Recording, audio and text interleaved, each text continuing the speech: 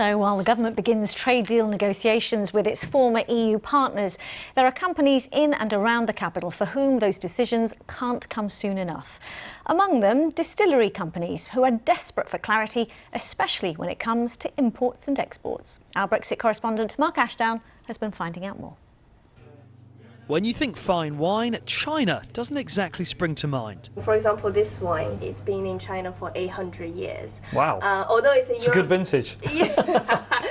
But not only is the market for Chinese wine growing, they're desperate to break into the UK.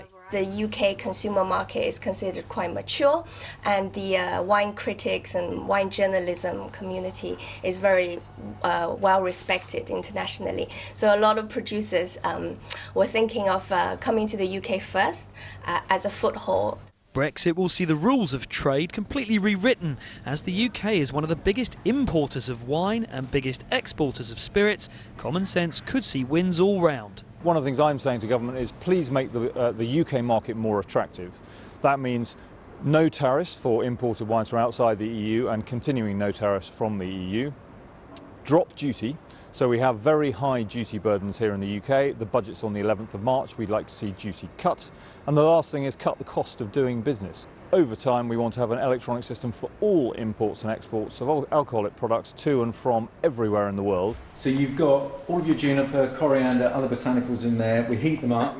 Silent Pool is a recent success story, creating gin alchemy in the Surrey Hills. Started from nothing more than a grain of an idea in 2013. It's worth noting that the rapid expansion of this business was only made possible because of the EU. 40% of all this was funded with an EU rural development grant to boost local employment and increase their capacity to export. They already sell to 35 countries, many well beyond EU borders, so any Brexit boost isn't immediately obvious just yet. It's still slightly negative in that we're arguing about the rules, and yet the players that should be on the pitch aren't on the pitch, because I think you'll find British business would be off.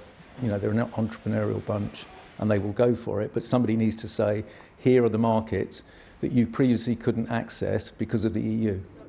The Chinese view of Britain as a springboard into Europe is also perhaps wavering, while so much remains up in the air. Now, because of Brexit, that has changed a little bit. So they might wait and see how the trade deals will pan out before thinking about coming to the UK.